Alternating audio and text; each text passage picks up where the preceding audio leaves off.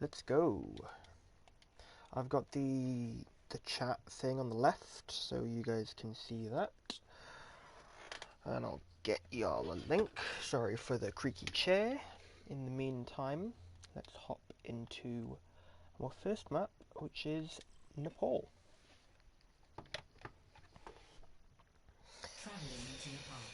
There we go. The link has come up. And I'll get y'all that link. Ready for battle. And I'll just quickly make a chat. The video is going to be offline for a bit. Party.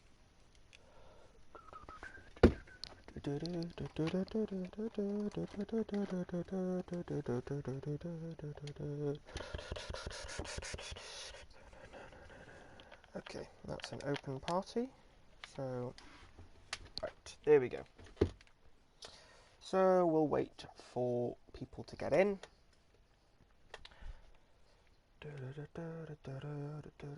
If you just say hi in the chat and say who you are, just so I know who's here,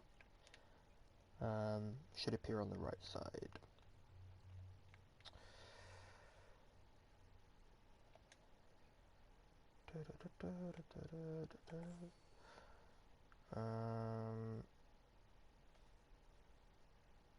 Yeah.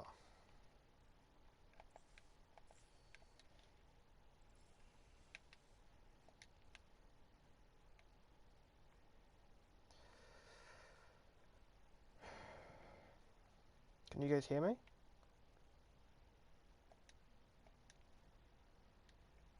Hopefully you can hear me.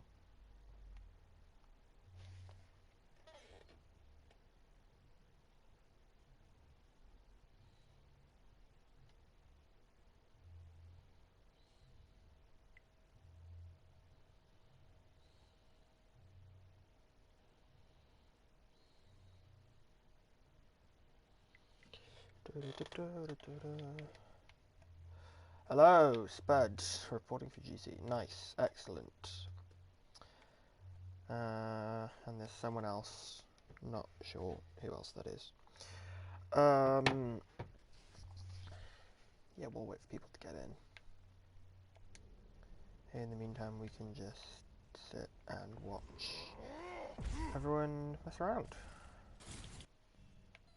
Ready for battle.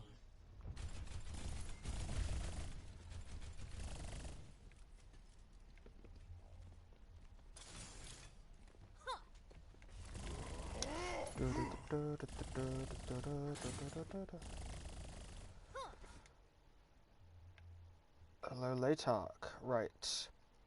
It looks like it's just you two for now. This is all going to be recorded, so we can always look back on this. We don't need everything to be live. If you want to talk to me, there's a party which is open. It's just Tam Linus's party. So come in if you want to talk, or you can just comment. So we're going to be over words. Good start. We're going to be going over Nepal first, and Nepal is going to be my my vessel for explaining our playstyle. This specific map is kind of divey, so it's not the perfect example. This map I'm basically going to be praising our DPS, because you guys, both of you are both really good. So, we'll pause, we see this. Wow, that's quite cool. I like that. That's quite a cool, like, shot. Anyway, so we are running sort of a dive with an Ash and a Brig. So me and Powen obviously are jumping on targets who are low. Beansy, aka Sock, and Lapras, aka Af. You two are basically trying to flank, and by flank I mean going places like,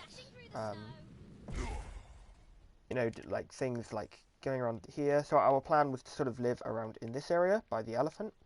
So the DPS, you two take off angles, kind of you know, around here or whatever, flank around the left side, try and get some opportunities for damage. We'd be focusing on the Ana here, and because that's sort of the most diveable target. But anyone really, if you get you know, a big damage boosted headshot on the Reinhardt or whatever, or you know, you get a decent mag into the Genji. I do play COD Modern Warfare. I do, but currently we're doing Overwatch. So yeah, so the idea there is that we try and get some big chunks of damage on the enemy team, hopefully a diveable target, and then Powen and I jump on them. Latark kind of supports us in our dive, in that he can armor pack us, so we can really, you know, so we can stay in the fight for long. And also, Latark, your job is to protect our DPS with armor packs as well. You're basically an armor pack bot. So we can see we're all kind of jumping around here. They kind of have control of the point.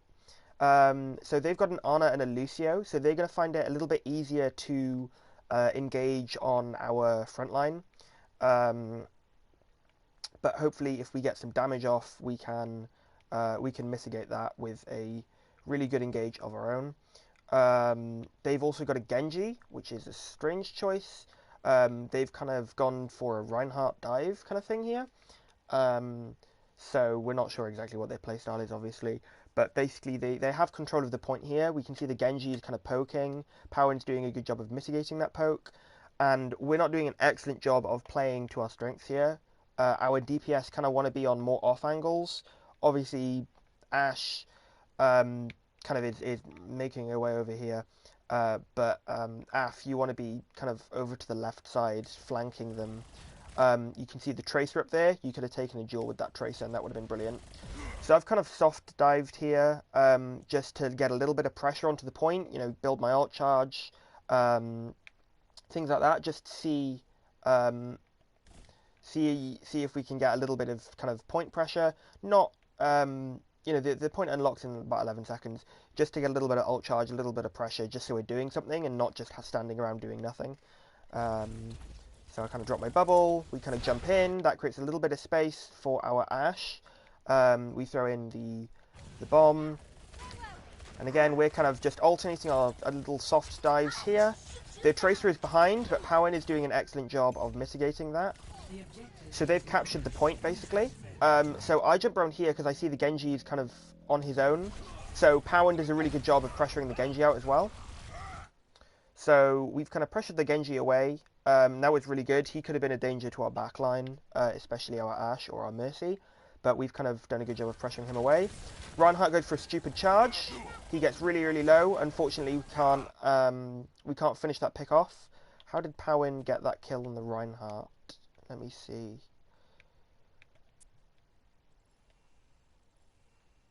Powen.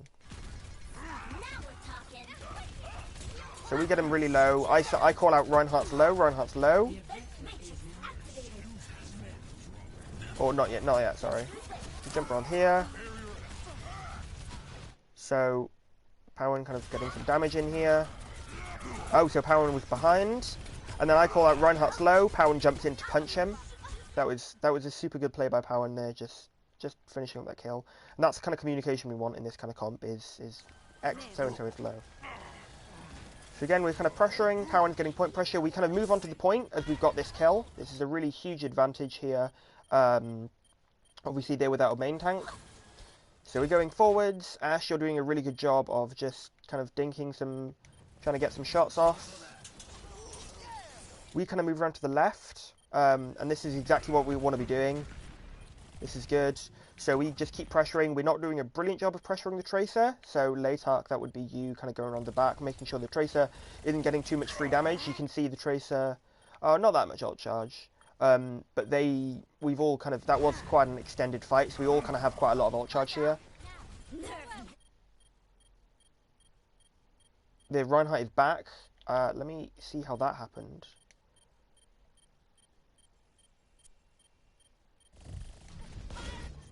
Okay, so the Reinhardt comes back, charges in,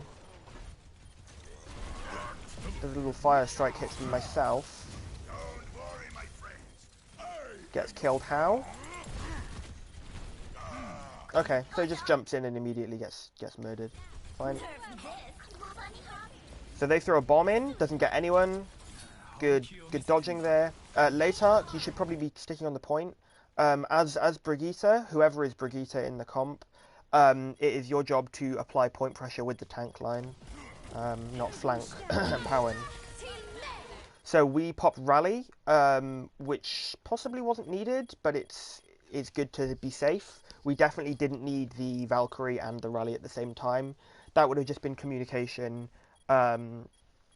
So our off tank, I suppose that would be Latark if you weren't looking so much, or myself, just calling, okay, use X and Y ults in this fight, don't use this, do use that.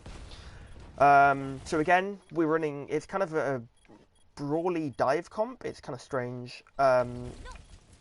We're doing a good job of getting eliminations. I mean, take a look at that little headshot there.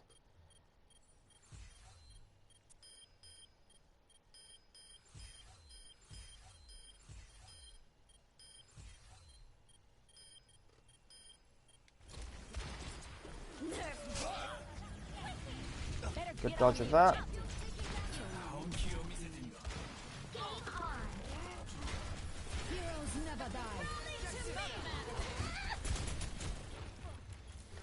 Really good job of just pressuring. Nice headshot.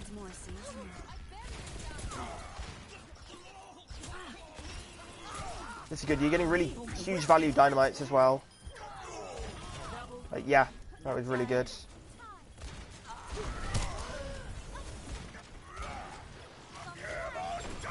Absolutely excellent job. Yeah, brilliant dynamites there throughout the entire fight. Oops, I didn't mean to do that. Needs more seasoning.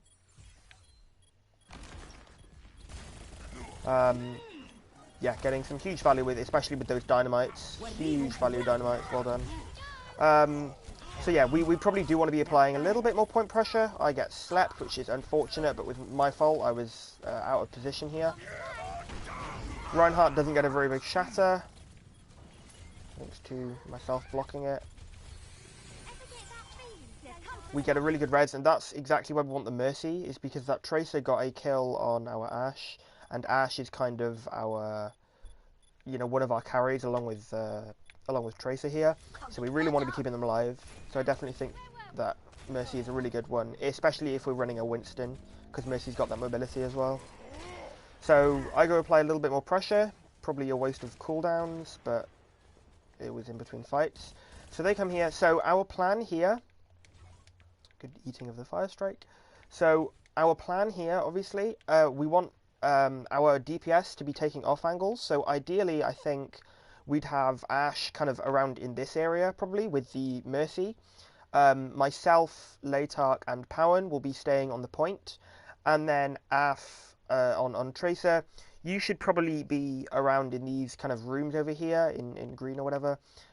Just trying to look for opportunities for some damage. They've dropped the Ana, which is probably an excellent pick. They've gone for the Brig instead. Really good pick because the Ana is kind of a more brawly centered hero, and we weren't doing kind of big bursts of damage to them. Just poking here. This is fine. Again, we want to probably be more aggressively flanking. The Genji jumps up here. I see the Genji. We all call that they've gone left side. So this is good communication, good awareness of the rotation here. Powen's a little bit out of position, but he get. Oh, it's his bomb. Okay, fine. So we throw out the bomb and we throw out Bob. And they throw out the beat in response to the bomb and the Bob. So this is a really good Bob placement because he's got line of sight to the entire enemy team here, as well as the point. So really good Bob placement. So this Bob can kind of pressure them from getting on the point, so we can find it easier to dive them, and if they do get on the point, can get some damage. So this Genji in the backline, I'm going to rewind a little bit. So we see Powen throwing in the bomb here from an off angle. That's good. Again, Ashe, you're in a good position here, looking for some things. possibly a little bit slow to react to the change, to the rotation on the left side. Power and throws a bomb in. Tank does a good job of blocking that. They bomb. I have no idea what this distortion is. Oh, it was a Lucio. That's quite cool. That's really cool.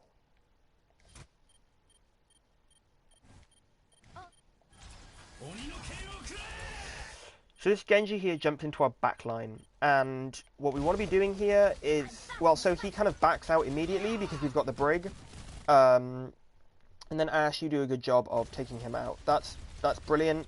The Brig does exactly what she's supposed to be doing there, just defending our backline.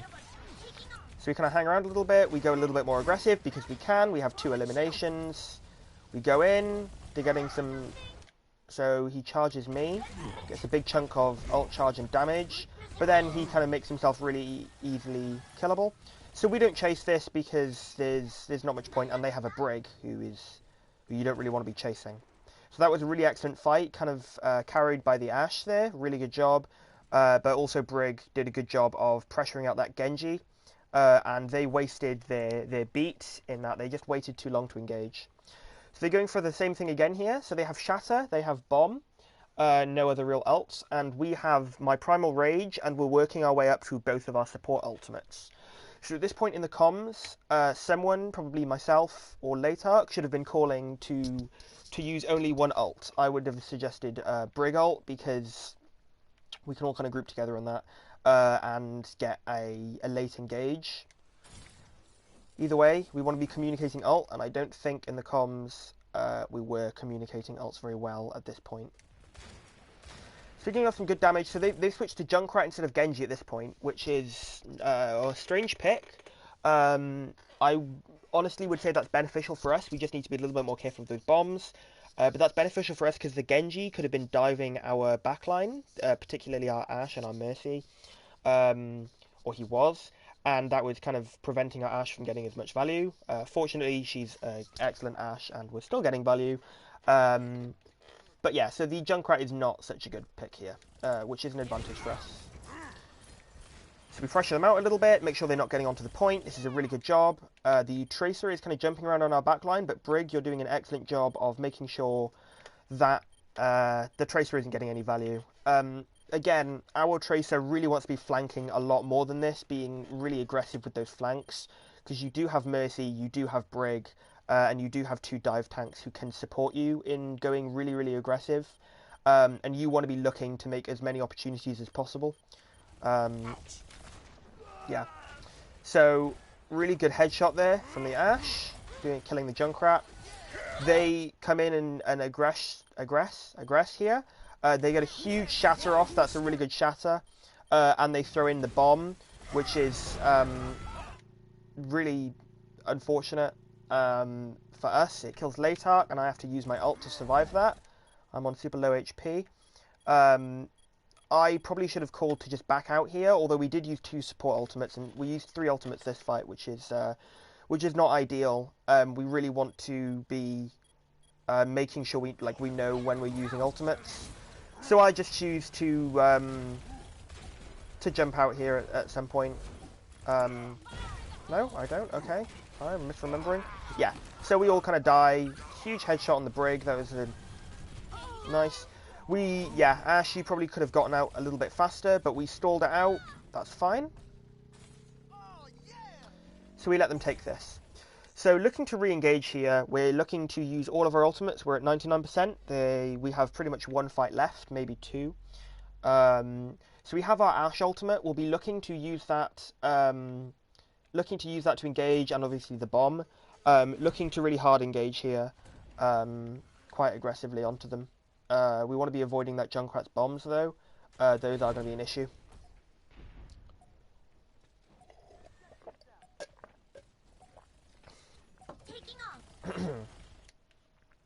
So we're jumping in a little bit. Probably not being aggressive as we should be. Junkrat has a mine up here. Lapras gets stuck in it. That's very unfortunate. That was just unfortunate. yeah, so we're already down one, and we're down our one of our ultimates as well, which is really unfortunate. We throw a Bob in. That's a fine Bob. Probably would have been better placed around this elephant's ass. Um, just to sort of get that off angle, and then we can jump in here. But if we engage on the right side, that's fine. So we kind of, the Bob then gets charged away, which is again really unfortunate, but the Bob can still get a little bit of value. You can see kind of pressuring out that Reinhardt. So we do a good job. Obviously again the Mercy can res our Tracer, which is exactly where we want Mercy in this comp. Those reses are hugely powerful. We get mech back. We're just looking to get some damage off as much as we can. And this has sort of just devolved into a skirmish here. So they go for a bomb. Kills 3, huge bomb. We just, again, fight this out, skirmish it out, use all the ultimates we can. This is basically a lost fight at this point. We're just looking to get any value we can at this point, really. Close, it was just unfortunate that the bomb got us. And they win. So what we can learn from that round specifically? Ash, you have nutty mechanics, but what we want to be doing with our DPS is really driving home that aggression. Really, you have the mechanics to pull it off. You want to be going around taking off angles. Ash kind of taking soft off angles. So, say they're on the point and we're on the left side here, you want to be on the right side here maybe, or kind of down here with the Mercy, because that Mercy can kind of pocket you there. And then Tracer, you really want to be totally off on this side, really flanking a lot, because ideally our Mercy and our Brig can support you as well as our D.Va. So in this specific comp, we have a slightly different playstyle because I'm on Reinhardt. So instead of the kind of more mobile dive style we had previously, we're kind of working on a little bit of a more passive style here. So if we have myself on the Reinhardt, Latark on the Brig, and kind of Powen on the D.Va, that is kind of our front line, but it's not a traditional front line. So it's a really passive playstyle. And we're basically looking for our DPS to make opportunities. So we've kind of playing a split playstyle, kind of a 3-3 playstyle with, or kind of a 3-2-1 playstyle, I suppose, with the Ashe and the Mercy taking one off angle, trying to get some nice headshots, any kind of damage boosted body shots, even just getting some damage in, and then the Tracer doing the same, and then once our DPS make an opportunity, then the tank line can kind of slowly push forwards. But the purpose here of the tank line is just to pressure the objective, just to make sure they don't push the cart, just to make sure they don't capture the point, whatever. So our D.Va can just tiptoe on and off the point, and our Brig can support our DPS with armor packs and support our front line with whip shot, bash, inspire, all those other abilities. So the Brigitte is kind of functioning as a bodyguard basically here, just protecting our DPS and our front line. So we go for the top left, which is the ideal choice. So David switches to Moira, which I kind of disagree with. This is still a big enough map, but Moira is fine because basically the way that works is switching to Moira, you kind of, instead of becoming a unit with the Ashe, you could become part of the tank line unit. So I would argue this is a better pick on King's Row than it is here, because here the Ashe can get a lot of value because there are really long sight lines to get some really nice headshots. So arguably the Mercy was a lot better here. But in maps like King's Row, which we'll review later, the Moira is actually a really good pick because our tank line was really getting pressured quite a lot, and as a result, our DPS couldn't do a whole lot because we were losing the fights before the DPS had any chance to put any damage in, any meaningful damage in, and that was resulting in us dying. So the Moira can just kind of bring that heals in, not support the DPS really in any way, but just kind of keep healing, and keep our tank line alive to give our DPS opportunities. So we go up high ground here. So they go main. They have a Reaper and a Mei. So this is not brilliant for our comp. The Reaper's going to apply, and the Ana as well. They're going to be applying a whole lot of pressure to our front line, our really passive front line, which is going to make it difficult for us to go in, even with a nice opportunity. And obviously, May and Reaper have slightly larger health pools. So correct me if I'm wrong. I don't think you can damage boosted headshots.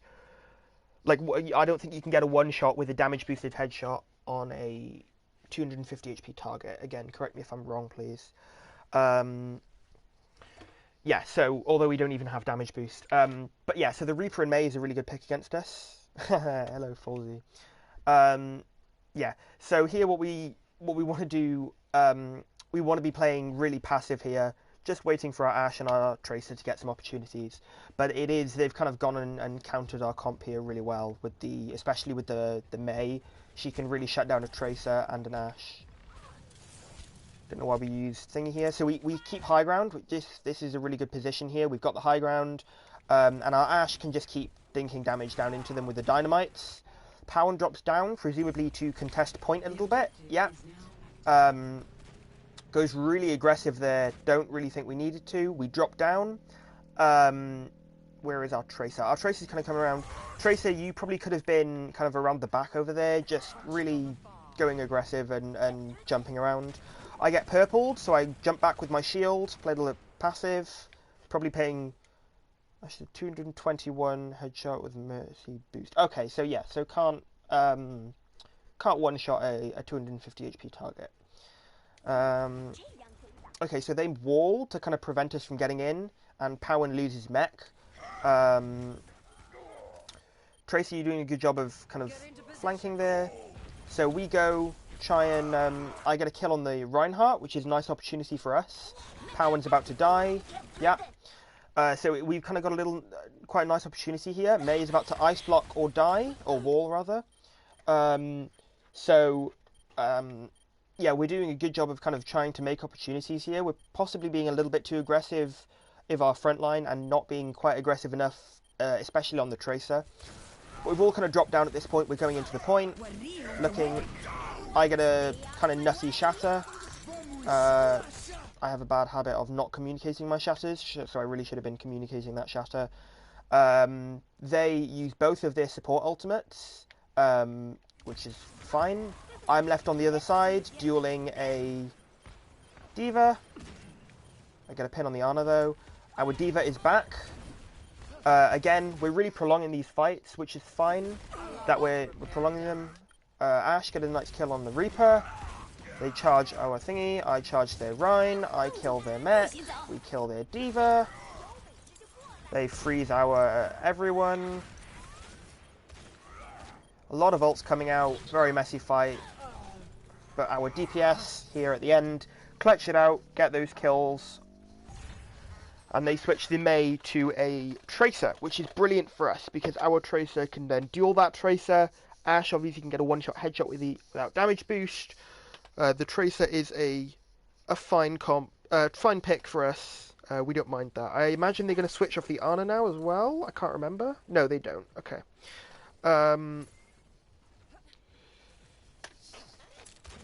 So we probably wanted to be taking high ground here, especially you, Ashe, taking some high ground.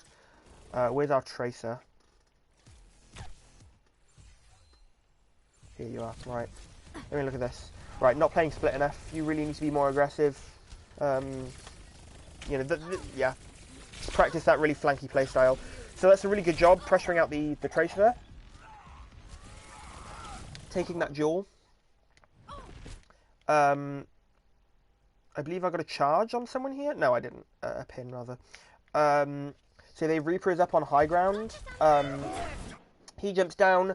I get a nutty shatter as he jumps down. Really good Tracer pulse bomb there. We do not need any more ultimates this fight, and this is at the point where we call no more ultimates, please. I block that. They bionade our mech. Again, Powen being a little bit too aggressive on the D.Va there. They use bionade. Kill Powen. Later kills the baby D.Va. We've basically won this fight. This is just them backing out now. So that was a really good fight. We won off the really nice, uncommunicated but really lucky shatter bomb, shatter pulse bomb combo. That was a really good combo there. Nice shatter by myself, if I do say so. So they've switched to Rhine Zarya here, which is not brilliant for us, but it's not the end of the world. So they don't have a Brig, they only have the Ana and the Lucio. So they're going to be really aggressing on our front line, but as a passive front line, we can just back up. So if we just keep backing up using Defense Matrix to eat Ana cooldowns and just general damage from the Zarya's ultimate fire or whatever, especially the Reaper. If we just kind of keep backing up a little bit, then we'll be fine. They can even get some progress on the point, not capture it, but kind of the bar on the top. Kind of get some progress, and that's fine. We just want to be making opportunities with the Ashe and the Tracer, because obviously with our Moira, we can back up, we can survive, we have the means to do that.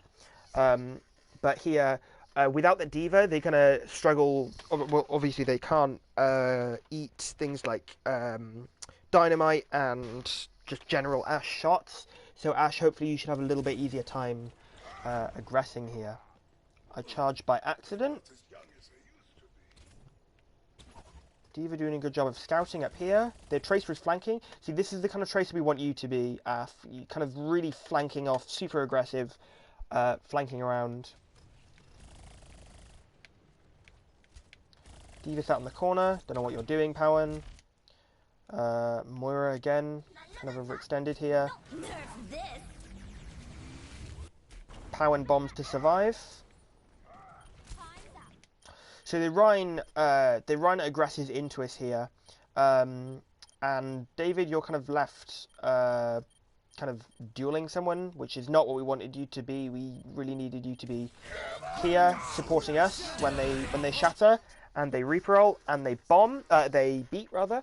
So they use 3 ults here, 3 of their 4 ultimates, and we coalescent, which is fine. Where is David? So don't really keep us alive very well. That's unfortunate. You lose your ultimate, and that's a lost fight. But we only used 2 ults. One of them was pressured out, the D.Va bomb. So they won there because they had the Lucio and the Zarya. They really pressured our front line really aggressively.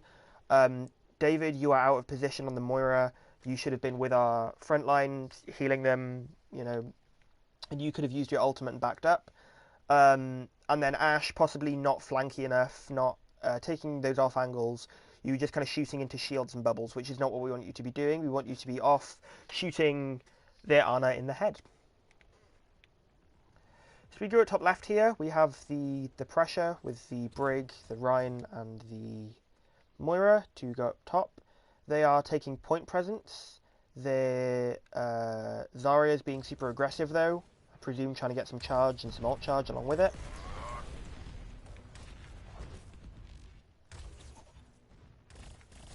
So this is exactly what we wanted you to be doing, Tracer. You really flanking well here, although you come back immediately.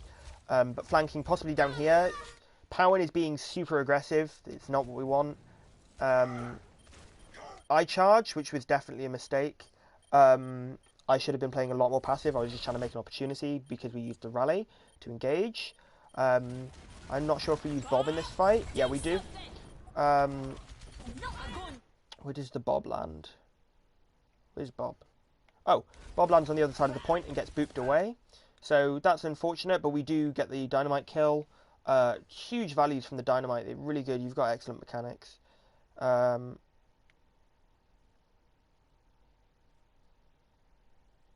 graphics in Overwatch are just so weird.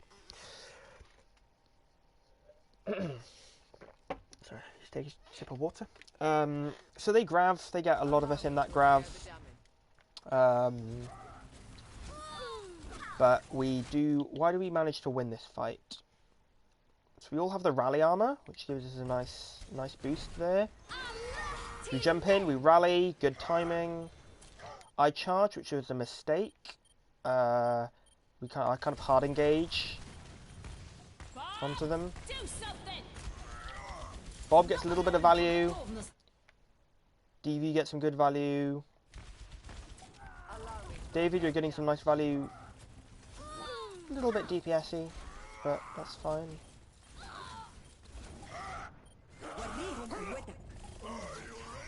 Okay, so I pin and I get another kill, so I kind of carry this fight just by swinging and killing. They switch to ball for stall, stally ball. I shatter 2 of them. Pin Lucio. Ready for battle. Whoops. What happened?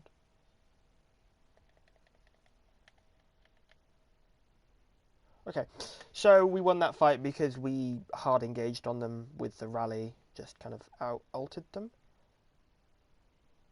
Can we go to next map now, please? The objective is now active.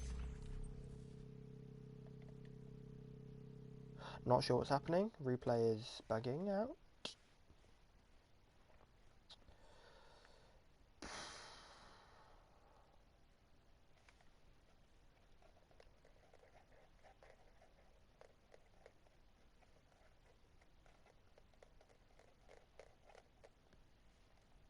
Okay, I wasn't going to go over the last map anyway.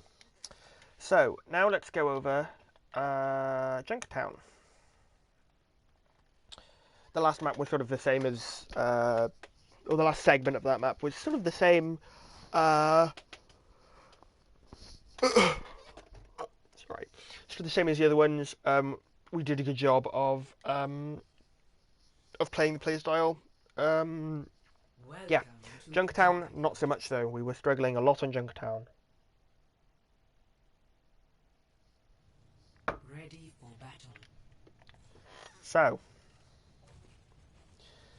we go for the same playstyle. However, Af switches to Hanzo, Attackers incoming. I believe. No, we changed our mind. We don't want a Hanzo.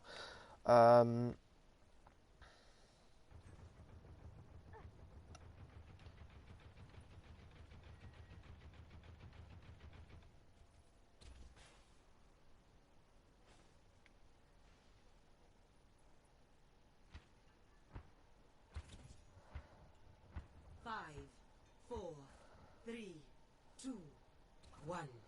Attackers incoming. So, they have a Widow, they have a Zen, they have a Junkrat, and they have an Ana. Standard tank front line. Sorry, I'm getting a little bit tired now. So, they're going to be pushing out with this. Widow looking for headshots.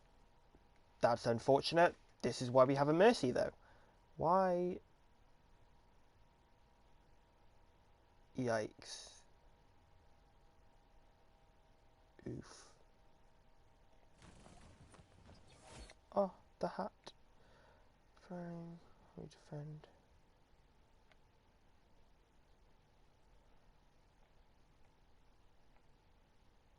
Yeah. I understand. So I bubble. They're really putting a lot of damage into us here. We're playing terribly. We are not playing how we should be. Hey, Powen. I have a party open if you want to join me. So we're not playing our playstyle as we should be. Ash and Mercy should be off kind of maybe up here or around here. Possibly here would be a really good one because you've got that retreat route over here. So you can retreat into this room, onto this high ground. Could have been playing from this high ground. And as they come around the corner, you can get some dinks into them there. Damage boosted. And we want to be playing a lot more split than this. We're playing bunched up, and we're just giving the Junkrat free damage, free ult charge. So the Widow goes around to flank here. None of us spot this, which is unfortunate. That's kind of anyone's job, really, but kind of, I suppose, the D.Va's job. So ideally, our D.Va would go over here and contest this this Widow here. Yep. So instead I contest the Junkrat, which was a stupid plan. Well, I was jumping on the Zen, but regardless, so they jump up here. It then goes for high ground. Tracer, you're kind of looking for a flank, but not really taking it. Is that... I don't think we have AF in here. I don't know if that's because you couldn't see the flank. Ooh, what a miss. Ooh, what a miss. Ooh, lucky. Yeah, I don't know if that was just because you didn't see the flank available or what. Hey, Powen.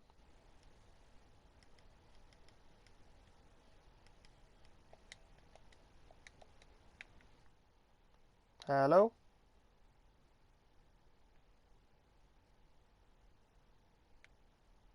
Powen has joined the party. Okay, I'm here. Hello, hello. Do you have share play on? Because like the stream's like quite a lot behind Right, okay. real. Let me turn share play on now. Yeah, brilliant. Share play. Start share play. Oh, I can't use it while streaming. Yeah. Right, we'll I just was gonna go. say like basically none of us are in the right place here, or Yeah, I'm not I'd playing here, agree. am I? But like you, I'm it's a little bit further forward than when I last looked because I was trying to get my microphone set up. But basically, like as Winston, you need to be set up quite aggressive because you don't want them to be able to get near your Ash. Yeah, And yeah. then like Tracer also needs to be quite aggressive. So the Yes. Ash is probably in a not terrible place, but then Okay. like or yeah, the Ash is probably in a not terrible place. The thing is about this map that 1. there's not very many good hold locations on the first point. Yeah, yeah. There's also not many good attacking routes. Like it's an interesting map because it's really fucking hard to play. But I think because of that, you just have to take a fight like really aggressively, and then just come back and fight at the end of first point because that's like the only actually good spot is like the last corner. Yeah, yeah. So, I was just saying, if our Ash, well, our Ash and Mercy are playing fine mostly, but yeah, our Tracer needs to be kind of flanking super aggressively. I don't know if you can make it around here. I don't think you can you? Either way, our Tracer throughout the whole kind of all of these maps needs to just be playing a lot more aggressively, just going for more flanks, trying to make more opportunities for our front line to dive. Um, Tracer kind of comes around here and a little bit pressures out the Widow, but doesn't really do a good job of it.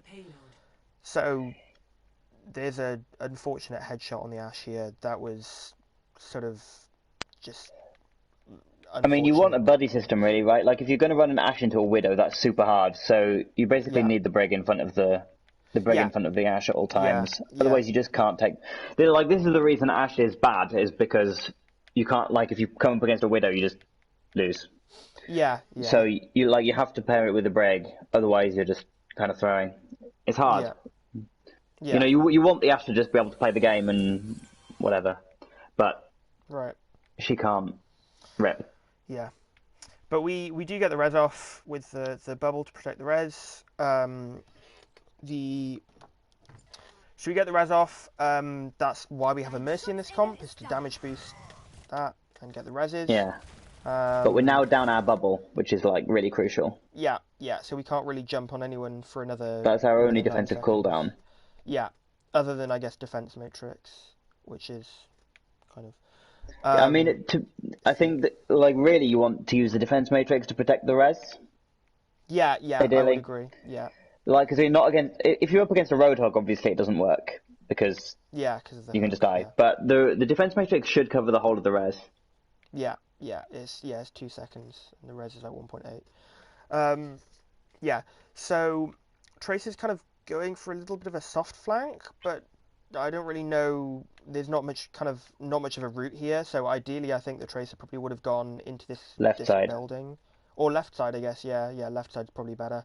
Um, but yeah, we want to be kind of not bunched up here because we're kind of playing like a bunker with a Winston, which isn't what we want to be doing.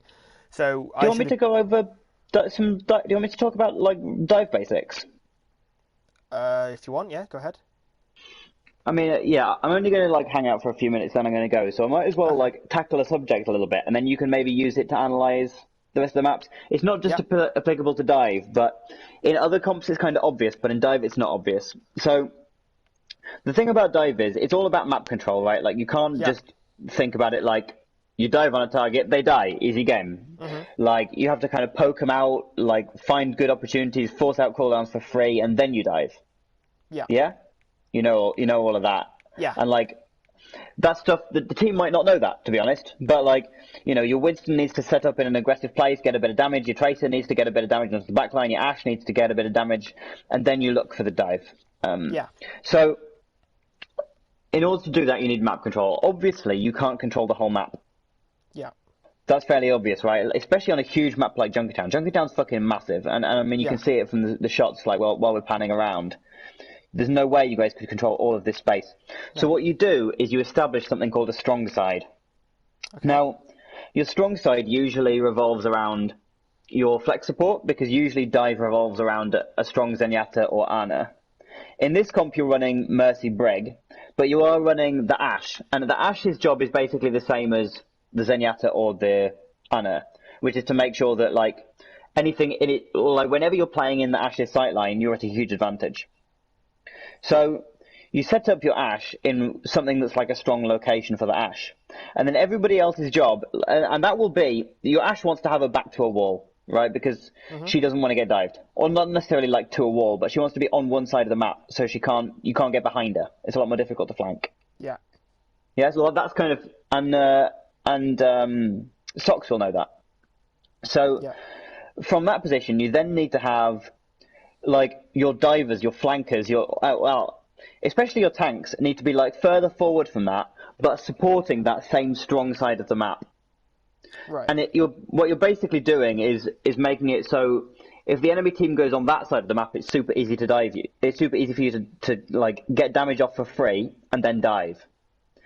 And then like what you basically try and force them to do is rotate around in in a way that's not helpful for them, and you expose more opportunities while they're rotating, because in rotation is the best time to dive someone, right? While they're moving, they're not ready to fight, they're not set up. Yeah. So while they're moving is a good time to dive. So basically, for you guys, probably your strong side is this left side, because your Ashe is like back left. Yeah. So your monkey probably wants to be in the building that's in front, like directly in front of you, that you're on the catwalk for. Like your Tracer maybe wants to be in the building to your right, maybe, so that she can kind of dip round the back end and flank.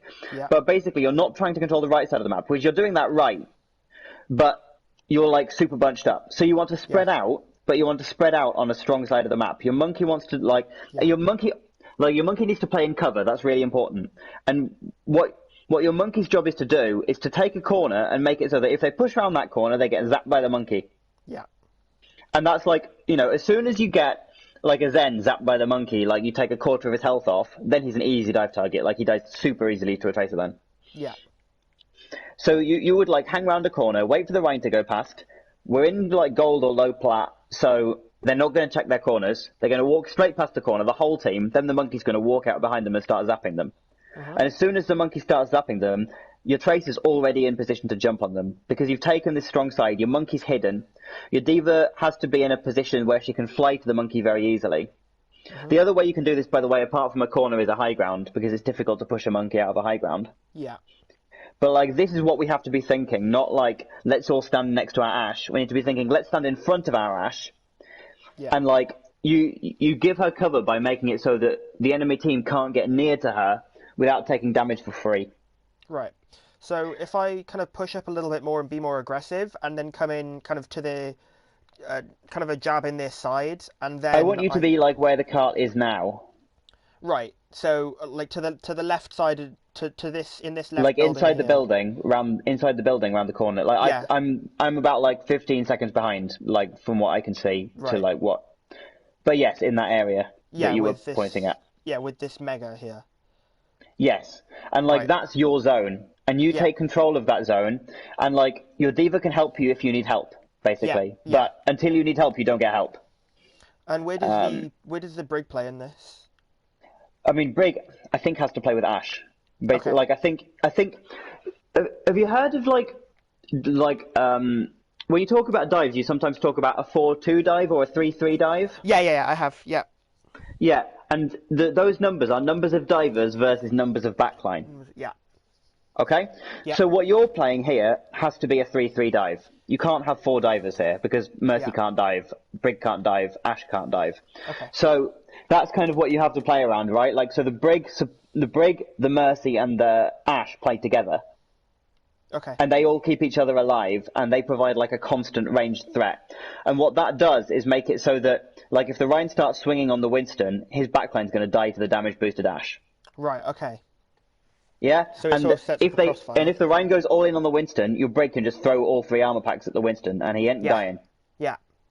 This is the plan, and so the Brig is just standing there waiting for something to happen, and then she's going to throw all 3 armor packs really fast, and then Yeah. the dive's going to occur. Okay. Right. Okay. So That's how this comp works. Yeah. So we take one side of as the monkey. I take one kind of like room or a high ground or one kind of side of the map, which is the Yeah, same side as our Ash. think how much easier. You've just played it a little bit further. So that dive that you just made as Winston, think how much easier that would have been if you were staging further forward to start with. Like Yeah. you didn't have to dive halfway across the map. Yeah, and then because I took a lot of damage in the jump. Yeah, so I think you guys are focusing too much on the dive itself, and you need to focus more on the setup. like the setup, basically, because the setup is frankly more important than Yeah. the actual instant of the dive. Okay. And yeah, so you need to be like setting up in positions where you get damage on them for free, and they can't really do anything about it. Yeah. Especially as Winston. Like, I don't know how much Winston you've played. From the looks of it, not loads, at least not loads lately. Not enough. And what it's all about is getting damage for free. Yeah. Getting damage like- without taking damage. Well, not necessarily without taking damage, but certainly without dying. I think I said to Latark that Winston to me is the hero that it's easiest to measure by your stats. Yeah. No, you said that to me. Oh yeah, it was to you. Because it's Yeah. damage done like divided by deaths. Yeah. And so you need to be getting damage off in a way that you're safe. And that's generally not by diving. It's by like flanking, Yeah. essentially. And Or just like getting hiding, and then like just appearing behind them and zapping them for a bit. And when Yeah. they turn around and start focusing you, then you can use your mobility to get back to like a high ground where you're safe. Yeah. And then when they try and focus something else, you zap them some more. And this is the way that dive works, is you try and pull their attention like 1,000 different ways. Yeah. And then we can dive on someone who's distracted. Perfect. Yeah. Yeah. So. Does anybody have any quick questions about that before I go? Because otherwise I'm going to leave. Good. Yeah. If anyone has any questions. So we just kind of take one side of the map and let our Ash, Brig, and Mercy play as one unit, and then let the Winston, the Diva, and the Tracer kind of come around from different sides, kind of from into their side, and then while they're kind of turning around to look at us, our Ash can get damage off, and we can all dive on one target. Yeah. So yeah, you all like individually put pressure on and try and cause problems. I mean, obviously not your supports or your Ash, but the 3 divers try and kind of distract and cause problems without dying and without taking too much damage, hopefully. And then, as I say, like your Winston like will be round a corner and will probably get quite a lot of damage for free because your opponents are bad. So Yeah. like you can probably honestly carry as Winston in this if you play it really properly. Okay. And you just you get some free damage on someone and then you call a dive. Right. Okay. So you would sit round a corner, and the temptation is you sit round a corner, the Rhine walks past you and you start zapping him. Instead, you let the Rhine walk past you, let the Diva walk past you, let the Zen walk past you, then you zap the Zen in the back. And as soon as you start zapping the Zen, you're like, dive Zen, dive Zen, dive Zen. Yeah. Okay. So I want to play really passive and then really aggressive. Yeah, and the Tracer's job then is to be in position where it only takes her 1 blink to join the dive. Okay. Yeah. That's on the Tracer, so that when you call go Zen, go Zen, go Zen, the Tracer can just go blink, zap, Yeah. and he's okay. dead. And at that point, then you have to evaluate your cooldown position. That's difficult, and that's a lot harder, and I can't really teach you all of that. Yeah. So it's just kind of looking at has the Brig used Bash yet? Has the Junkrat used both of his mines yet? Has the Ana used her sleep dart and nade? Yeah, and Just trying to notice those. if they've used all their cooldowns and you've still got a kill, then you can keep fighting. But Yeah. if you've used all your cooldowns just to get one kill, then you have to then like Back out. get the fuck out of there. But you back up onto the mega if you were playing mega room. Like the tracer uses a recall. You just back out for a few seconds. You wait to dive again, because now it's easier to dive because you're 6v5. Yeah. Okay. That's the gist of it. Oh, you won. Yeah. So if we use all of our resources in getting a kill, then we then play a little bit more passive, wait to get those cooldowns back, and then we can go in again and that dive is going to be easier because they're down one. Yeah. But we don't want to wait too long in case they come back. So I mean, you've got 10 seconds plus the time it takes them to come back from spawn. So Yeah. take it as 15 seconds. You've got 15 seconds to get your cooldowns back, which like your important cooldowns like your bubble, your defense recall, matrix, bubble, recall, and armor packs. Yeah, which is that's Defense fine. matrix comes back pretty quick. That's not so much like Yeah. Okay. it's obviously a key resource, but it's not the same as like as those ones that I just mentioned, like Lucio's amp, Yeah. those sorts of things. But you just wait a few seconds for those to come back. You're just like, okay, guys, chill out for a sec. Okay, Yeah. now go, and then you call a new target. Yeah. Okay. That works. But it's the positioning before the fight that's caused you a problem there. It's not like you're in fight. As soon as you went in, you were dead, right? You noticed that? Yeah. You dived and then you were dead. Yeah, I think I did recognise at the time that we weren't engaging properly. I just wasn't sure why we weren't. I thought it was part of the engagement. It was the fact that we couldn't engage properly because we hadn't set up an engagement. We weren't in a favourable position to engage at all, so we couldn't have even set up a good engagement. Exactly. Yeah. Right. Yeah, a dive is really hard, like in terms of positioning and stuff. Which is not to say you guys aren't capable of doing it, because you'll get away with a lot more because of like the rank that you're playing at. Yeah. But you still have to like do it kind of right, so that even if they fuck up, you're ready to beat them. Yeah. And like the problem with all the positioning I've laid out for you is if they check their corner, then you're in trouble. And like high level Winstons don't play exactly like that. Yeah. But so if I am spotted as Winston, what should I do in that situation? Do I jump away? Leap out. Or... Yeah. Yeah. Or okay. well, I mean, it depends, because like I mean their comms were pretty good. You could tell because they're like when something happened, they all turned. Yeah. So if they spotted you in that situation, you're probably dead in about 1.5 seconds. So you have to leap like instantly, basically. Right. And do I call for like defense matrix and armor packs? Yeah, I mean, yeah, you leap, you get a couple armor packs, and then your tracer gets a shit ton of damage in the backline, and then you go in. Right. This is the way you have to think about it. It's a bit like, it's basically whenever their plan is they're going to stack a 6, they're going to run into one of you, and you'll be dead. Yeah.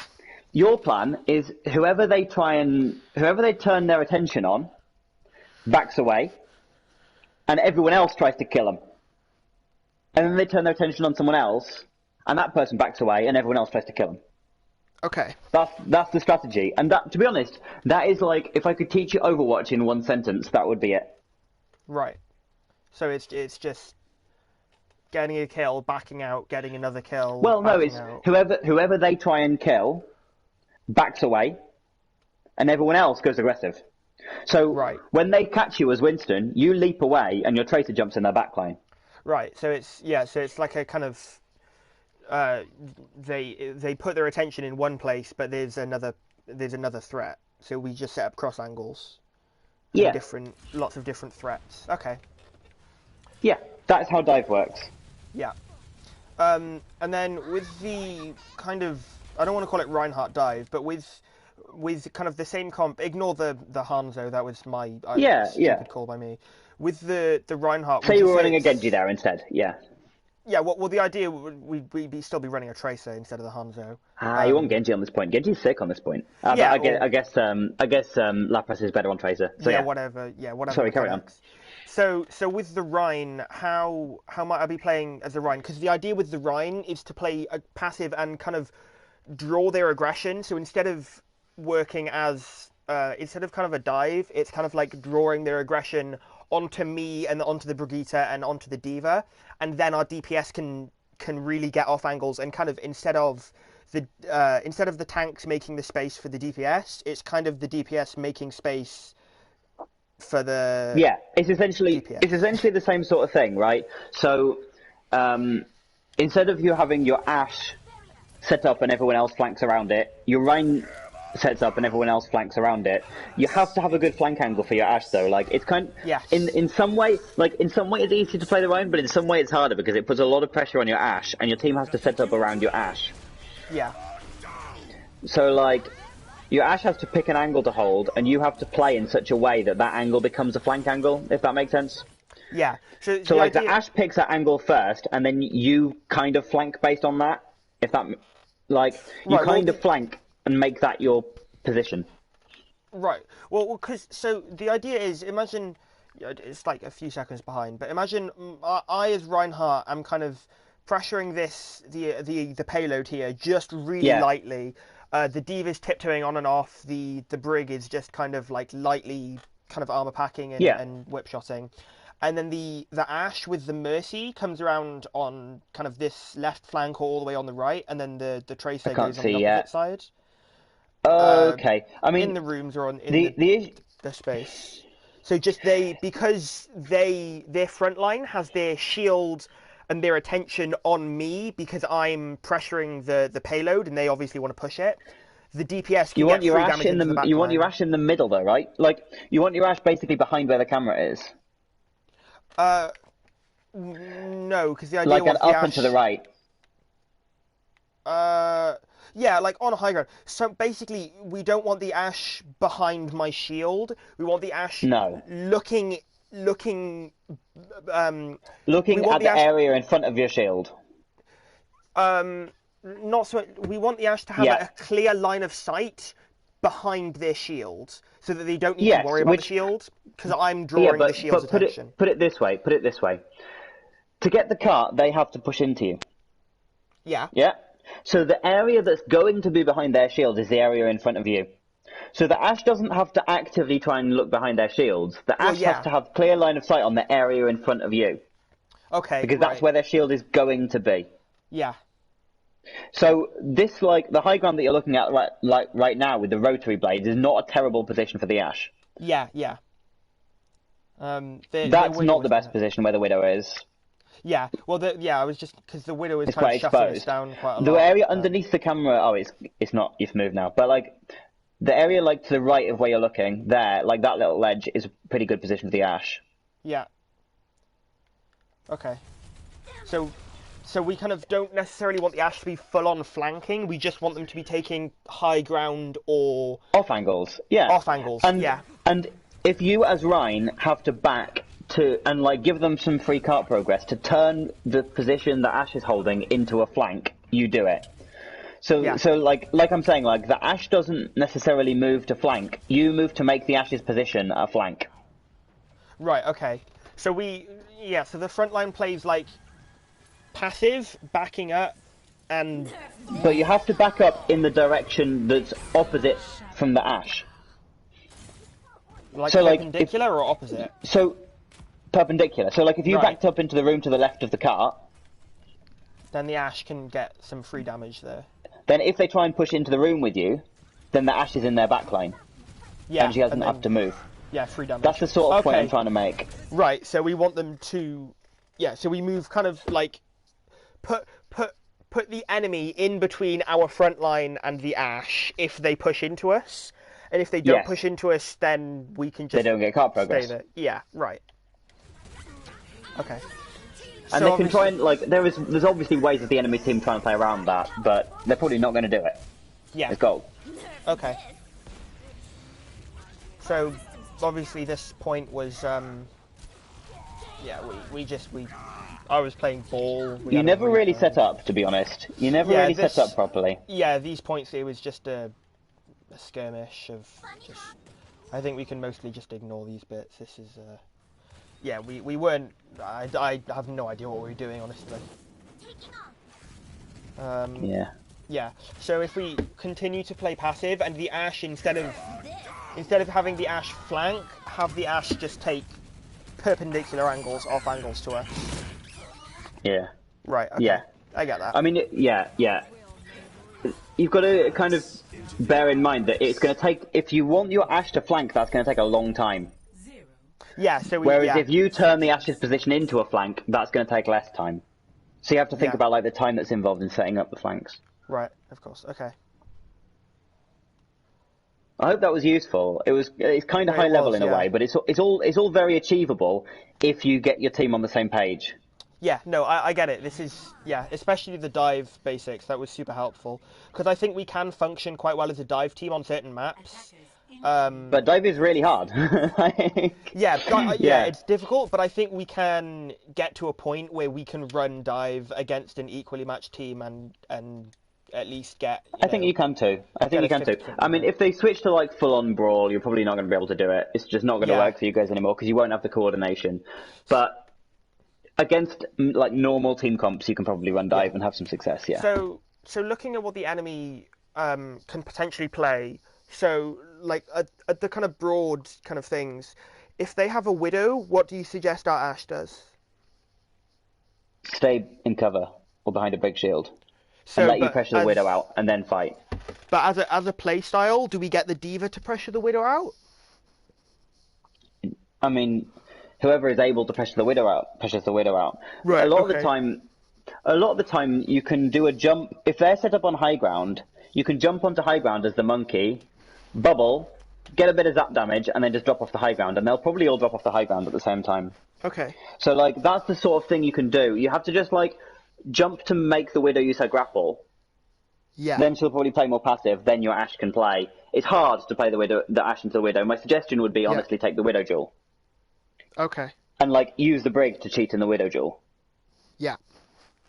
But because like you know, if I'm in a widow duel versus like Lapras, but I have a shield and he doesn't, I'll probably still win that, even though I'm shit and Yeah. he's good. Yeah. Okay, and then so if they go a kind of more brawly comp, say with like a Zarya and a Moira, should we go to the Reinhardt version of our comp then? Because our Ash can get more opportunities to get in big dynamites. Yeah, that makes sense to me. It depends what they go with. Like, it depends like on lots of specifics. But yeah, that's a decent bet. Generalization. So Yeah. generally, the more aggressive and sturdy their comp is, the more passive we want our comp to be. The more aggressive, the more brawly their comp is, the more poke you want, and the less dive you want. Yes. Okay. So if they're running like Ryan, Zarya, Reaper, Doomfist, Lucio, Moira, a good counter comp might be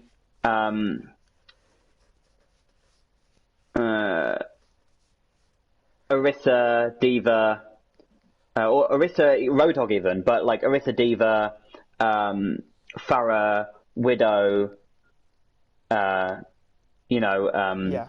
Mercy, Zen. Yeah. Or So something like it's what you're doing is like, or Babzen even stronger, you know. And what you're doing is making it so that you're just going to play at range and shoot them until they're dead. Yeah. Like, because what their comp is saying is we're going to sit in a small area of the map and have full control of that very small area of the map. So what you have to say is, okay, we'll take control of all of the rest of the map and shoot you from a million different angles until you're dead. Yeah. Okay.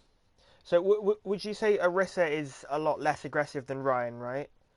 Yes, Like of course. so on kind of if To they're be honest, running... you'd probably still play the Rhine. You probably wouldn't play the Orisa, but I said Orisa to make the point. Yeah. Okay. Because Rhine's a right. lot stronger than Orisa now. But Yeah. but it's Orisa playstyle on the Rhine even, you know. Yeah. So just super passive. So Yeah. as a generalization, kind of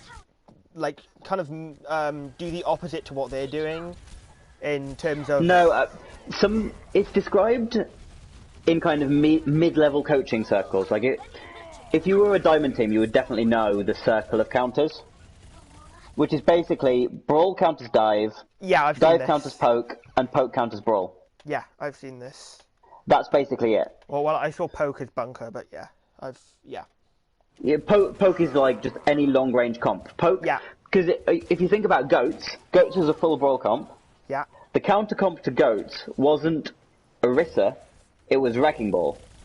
yeah, because there was the Hanzo and the Ash, like the triple It was DPS, just- right? Yeah, it was quad DPS Or generally, quad, but yeah. I mean sometimes you ran an Ana in kind of in lieu of one of the DPS because Ana was run like a DPS, Yeah. but it was about taking multiple angles and trying to get picks, and the idea of the ball was it's impossible to push a ball because he can get out with mobility, and the idea of the Orisa is still it's impossible to push an Orisa.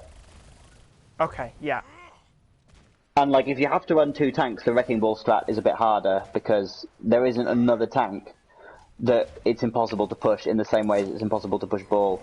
Diva on the live patch can do that job. Like, you could run Ball Diva, like Widow Farah, something like that, or Widow Hanzo. But Diva's being nerfed, and I don't think she'll be able to do that job anymore. But yeah, the tank's job is for it to be impossible to push them, basically, and they just get as much like poke damage as they can. But it's just about like the brawl comp can't just speed into them and kill them. Okay. Right. Is there a point in going over King's Row? Because most of King's Row was just us playing really well. Didn't we roll them on King's Row? Yeah. They got They didn't get second point. Yeah, they didn't know. I don't think they got second point on cart.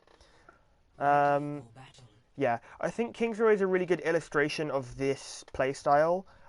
This is kind of an even more passive version of the playstyle because there are a lot of flank routes on this map. There are a lot of like little angles that Ashe and Tracer can take, especially Ashe.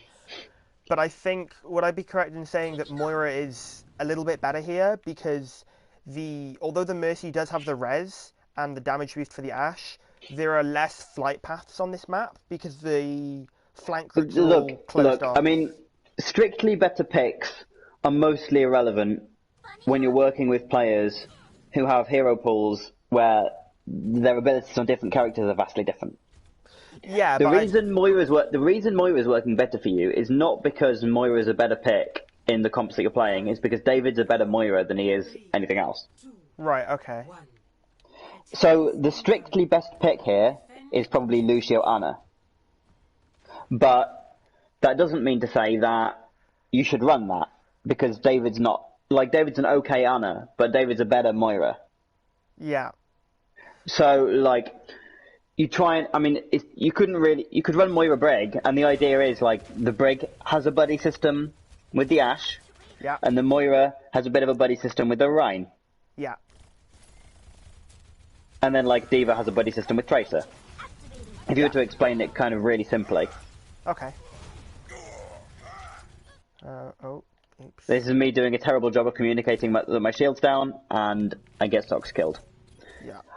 I was like, my shield is like my no, my shield's down. You're dead. Oops. So go for a recontest. Stupid recontest.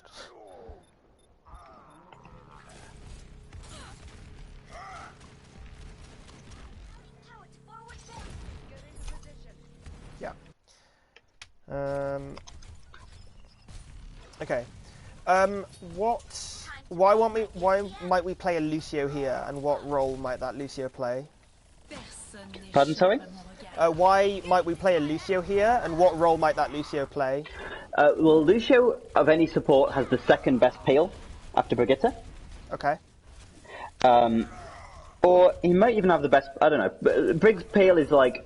Brig has amazing peel in a small area. Lucio has better peel over a big area because he has speed. Yeah. So, is that Lucio peeling for the front line, for the DPS, or both? Whoever needs peeling for. Okay. Whoever needs peeling for. So, do you remember I talked about if one member of your team gets pushed, they back and everyone else goes aggressive? Yeah. So, it's the Lucio's job to enable that to happen, basically, because he has speed. So, it's much easier to either A, back, or B, go aggressive when you have support of a Lucio. Yeah. And that is Lucio's role in Overwatch. Described to enable aggression. It's to enable your team to play passive or aggressive, depending on the needs of the situation. Okay. So that's what the Lucio is there to do, is to control the aggression levels of your team. I ran Brig because it's more straightforward to play around a Brig. Because, like, what Brig does is control a small area even better than the Lucio could, because you just can't go near a Brig or you get bashed and you die. Yeah. Whereas Lucio, like, he can control a bigger area, but all he can do is like boop or speed people away, or like, you know, his peel is not as powerful, but it does control a much bigger area, so it lets you play like the game in a little bit more of a complex way. Put it that way. Okay. And so the reason I'm running the Brig is just to simplify things. Yeah. Okay. But then, if we have someone who prefers Lucio or is better at Lucio, we can run that Lucio, and that Lucio's job is basically to, when the front line is in trouble and needs to back out, the Lucio can come and speed us out. If one of our DPS is in trouble, then the Lucio can come over, help with, you know, Yeah, boops, healing, boop whatever. someone away, speed them out. Yeah. Okay. Exactly. So Exactly. the Lucio just plays as a jack of all trades for peeling. Yes. Yes. The issue that you've got with the Ashe in the comp is that you, like, the Brigitte enables you to have like a buddy system with the Ashe and heal the Ashe. With the Lucio, there's nobody there to heal the Ashe because you're running Moira. So like, if you were running Lucio, you'd want someone else with long range healing. Like the Brig's advantage is the long range healing, or part of the Brig's advantage is the long range healing. So like, if you wanted to sub a Lucio in, you probably wouldn't want to run Lucio, Moira, Ashe. You could run Lucio, Moira, you know, like Mei, which is what we tried initially. But yeah, it's the. But if you need to have the Ashe, you need to have someone with long range healing who can support the Ashe. Okay. This will heal you. Right, that makes sense. So that could be a Brig, it could be a Ana, it could be a Baptiste. Zen's in a difficult state because he's a little bit too easy to dive. Yeah. And also, like, if you run Zen Moira, or like Zen Lucio, both of those are very, like, Zen Lucio is fragile because there's not very much healing, and it requires the team to play in a really disciplined way that they're not likely to. Yeah. At this level. Zen Moira is quite fragile. Like, the team can only really play one way, and if the Zen gets dived, he doesn't, like, the Moira can peel a bit, but he doesn't have loads of peel. Yeah. So, yeah, it's difficult to kind of, when you're playing around specific players who have specific hero pools, it's difficult to work out like what are good comp setups, which is why I suggest like you plan several out that, you know, are playing around an Ashe and a Moira probably. You know, some of it might be Ashe Mercy because David has a pretty good Mercy as well. You could theoretically run an Ana, but my feelings on Ana in current meta are you play Ana if you have like a sick Ana. Yeah, yeah. That I agree with that. Like, if your mechanics are good on Ana, you can carry. If your mechanics are bad on Ana, it's not just about mechanics. You just have to like really get Ana. And stuff. Yeah. You have to really get Ana, and you have to, like, the thing is, like, Ana is so powerful with the anti-nade and the sleep that if you're a sick Ana, like, you're irreplaceable. Yeah, yeah. But that doesn't mean that Ana's actually the best. It means that, like, the best Anas are the best. Yeah, so it's like a really high skill ceiling, but also a really high skill floor. Yes. Yeah. Yes. So I think we play this fight pretty well. We back out quite a lot. We play really defensive. I get a nice shatter. And then we get a nice bob. You press So L1. Yeah. L1. Charge. Charge. L1 is jump. I know you have stupid keybinds. Yeah. Yeah. You're not stupid. It allows me to use all the buttons easily. Yeah, alright. But, like, isn't L1 one of the most, like, commonly used keys? Like, that's one of the easiest to press, right? You just press your index finger of your left hand. Well, so it depends what kind of grip you have, but usually, yeah, the triggers and the bumpers are pretty easy to hit. Yeah. So why would you have jump bound to that? Like, you never need to jump. Oh, no, I have jump on L2. Sorry, I have jump on L2 for every character. But I jump all the time. I don't know. Probably change your keybinds, because, yeah. L2 jump. I do that in every game. I have L2 crouch as well. I have L2 jump as Lucio, because you need to jump a lot as Lucio to wall raid. Yeah, that's what it started with. But then... I also have it on Genji, but the thing is with console is that you have to have keybinds on. You have to have different keybinds for different characters. Yeah, well, I have most of my keybinds are similar, but then for Reinhardt and Brig, I have different ones because obviously they don't have a quick melee. So I have toggle shield on R3. That's my right stick in. So I can That's kind of weird, dude. well, so no, so the thing is, it allows me to like as I'm like for instance, if Dude, there's a you've got to Junkrat timer unfuck your coming. keybinds. You're like No, no, no, fucking no, no, yourself in no, the ass no, hard with your no, choice no, of keybinds. no, no, no, no. Right, no. I was previously in silver. I changed my keybinds, immediately went to gold. It's because as Oh especially yeah, as you have to Brig. change your keybinds, but just not to your Papega shit. No, it's good. It's because it's the same. It's good. My shield is the same button as it is to look. So if I quickly turn around and I can press that in as I'm looking around to shield up, right? Yeah, So like yeah, you and can, yeah. yeah, and that's exactly what I want to do because otherwise Yeah, it's I kind have of that for quick melee so I can turn and punch. Yeah. yeah. On most characters, I have R3 as quick melee, but as Reinhardt and Brig, they don't have a quick melee. So I might as well just Yeah. put it on the shield because it needs to be something I can quickly access. And then I also have all of my damage on my right hand and all of my mobility on my left hand. So things like blinks are left stick in, and like This is charge or so whatever. weird. I'm like, It works my because brain's fuzzy. all of because I'm Anyway, all of we're off topic now. We're off topic now. I'm yes, gonna go so yes. you can finish your VOD review. Okay, yeah. I think most of this is just going to be Enjoy, buddy. well done. Thank you for joining, by the way. It's no problem. I hope Very it was helpful. useful. It was very useful. Okay, sure. Bye. So we're going to review the rest of this map briefly, and then I'll hop off. So I'm going to go back a little bit. So we've got a Mei. We want to be careful of that wall.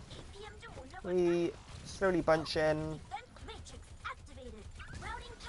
A little bit of damage. The Junkrat is all the way in our top at backline, but our Ashe did a really good job of taking that out. Powen goes super aggressive without the correct communication. Powen almost dies, doesn't quite die, does die. The Mei wall comes out. Lapras kills. Lapras pops off in the backline, which is exactly what we want to see you doing. We want to see you in the backline popping off.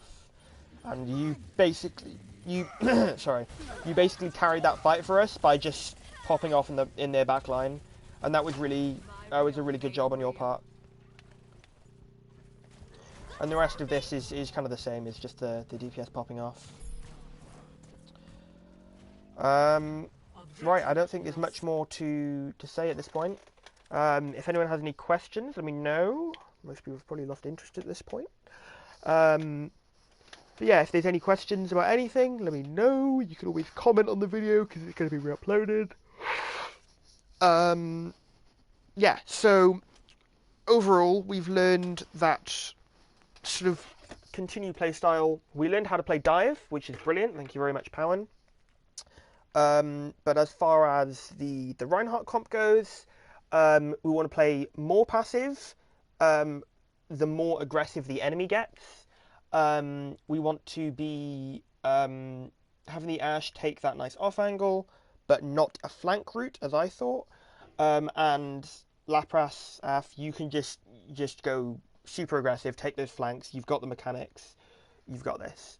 Yeah, so I think that's everything. Thank you for those of you who have watched. It's only an hour, 20 minutes long, so not as long as I was expecting it to be, but that's good. We learned some good things today. That was a brilliant scrim. Hopefully we'll scrim the same team next Saturday or Sunday. And I will see you guys later.